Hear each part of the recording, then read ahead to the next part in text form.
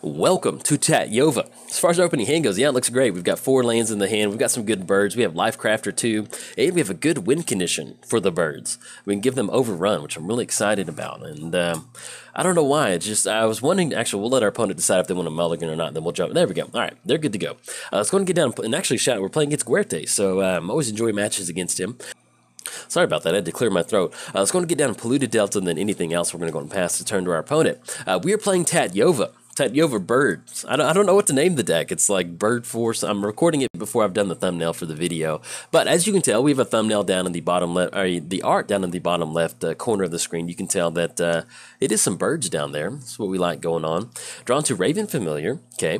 Let's go ahead and get down. I guess at this point we'll get down Tropical Island, and then nothing for 2. We're going to go and pass the turn to our opponent. We're playing Tatyova. Whenever you land, enters the battlefield under your control. You gain 1 life and draw a card. Pretty simple, pretty busted too. And actually playing against Omnath, Locus of Rage. Whenever a land enters the battlefield under your control, you get a 5/5 elemental creature token. Then whenever Omnath or another elemental you control dies, Omnath deals 3 damage to any target. All right, so we drawn to Counterspell. Do we want to leave up Counterspell for some sort of ramp spell? I think I kind of like that. I like risking it. We could go for Lifecrafter. Yeah, let's go and do that. Let's go and go for Command Tower. I like leaving up Counterspell. Let's go and pass turn to our opponent. One of the best ways for us to kind of hopefully get ahead in this particular matchup is going to be stopping our opponent from getting a lot of lands onto the battlefield. Okay, opponent's going to go for Cultivate. Yeah, let's go and go for that one. I like stopping that one. If we can just slow him down 1 turn, then we can start rolling some of that stuff out. So we're going to go Counterspell on Cultivate, and that's some... I need to pick that one up. It looks good.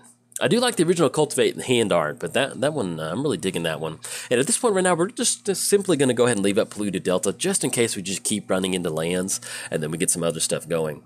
In fact, let's go ahead and go for this. We're not going to be able to pay for Lifecrafter, but let's go ahead and get that going. Let's go ahead and tap out. Let's go ahead and go for Polluted Delta. We'll go and crack the Polluted Delta now. Let's go and Shock, Breeding Pool in. I want to have access to as many colors as possible. Let's get down Lifecrafter. And the fun thing about Birds of Paradise is it actually fits on theme with the bird travel that we're going for. So let's get down Birds of Paradise. We're not going to have that green mana to pay for, unfortunately, no. But at least it's going to put us at 5 total mana for Tatyova. And then hopefully, fingers crossed, we draw into a land, we'll be able to get down Tatyova and make the land drop kind of go from there. Now, we do have some good birds in the hand. We have Keeper of 9 Gales, tap 2 untapped birds you control, return target permanent to its owner's hand. And then we also have Raven Familiar. Enters the battlefield, look at the top 3 cards of your library. The fun thing about playing a lot of these birds is that they have a lot of library manipulation. You can manipulate the top part of your library. And so we're running a lot of fetch lines. It actually works really well with Tatyova. Let's get the Scry going. Thrain Dynamo. That sounds good. But I'd really like to get a land down for the turn. Do we want to ship? No, let's go and put that on top, man. That's some really good mana. It's really going to open us up. Let's go and go for Thrain Dynamo. It's going to be 1, 2, 3, 4. And I guess what we can do, we'll have an Echo cost off Raven Familiar if we want to. We might end up paying for that one, especially with Thrain Dynamo. Let's go and do that. Let's go and go for blue. Yeah, it's going to be some good library manipulation. Let's go and go for Raven Familiar. It's going to be 1, 2. And if we do end up hitting the land drop, what we might end up doing is simply, holding on to it so that way we can get down Tatyova, especially with us getting down Thrain Dynamo. All right, so we're not going to hit a land out of the top 3.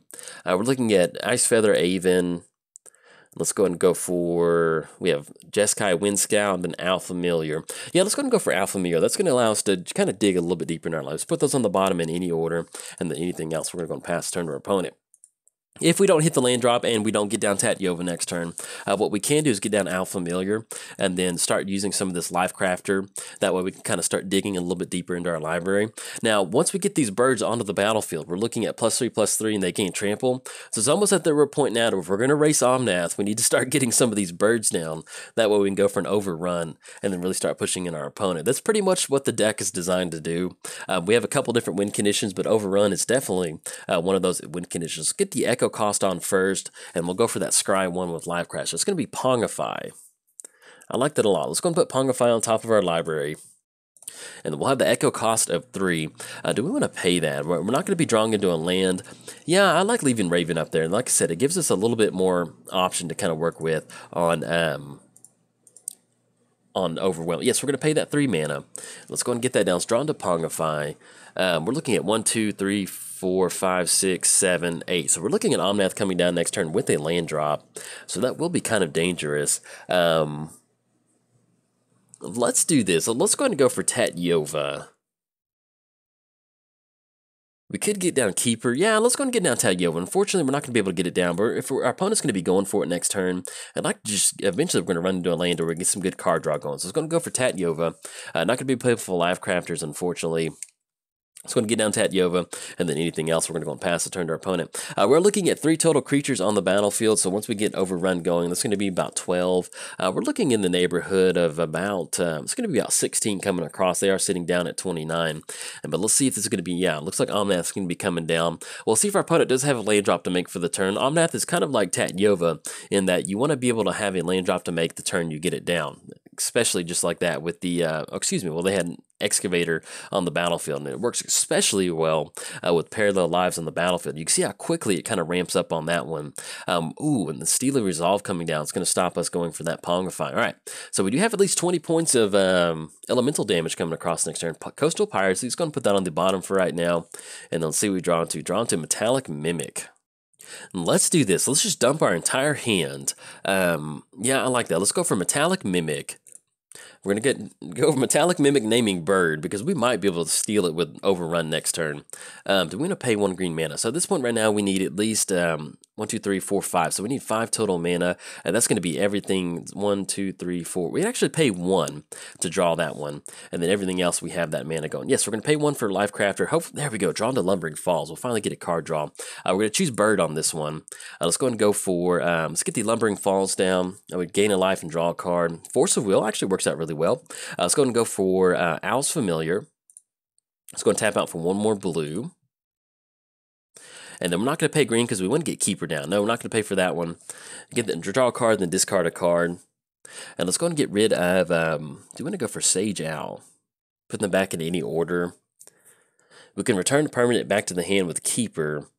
I guess at this point right now, just to make sure that we're online for Pongify, we'll actually get rid of Sage Owl. Yeah, because that's going to be a 1-2. Let's go and go for Keeper. That's going to be blue, Command Tower, and then 1 on Birds of Paradise. All right. Not going to be able to pay green on that one, no. And it's going to enter the battlefield with an additional +1 counter. We'll start to kind of do some overrun math on this one. Anything else, we're going to go and pass the turn to our opponent. All right. Let's see. Yeah, I don't want to swing into a bunch of those elementals. So we're looking at about 25 coming across, 27 if you do count Excavator. We do have at least Force of Will online. We can use that to kind of whatever opponent's going to go for.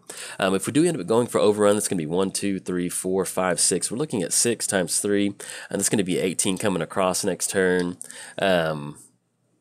Maybe 18, 20, 22, 24. It's going to be a close one. Well, we'll see what we got going on. It is like my kingdom for a Crater Hoof at this point right now. It'd be really good to get that down. And let's see what our opponent's going to be tapping out for. If it is something that we want to counter, we'll definitely go for that one because the elementals are coming down. Grim Monolith. Yeah, that's fine.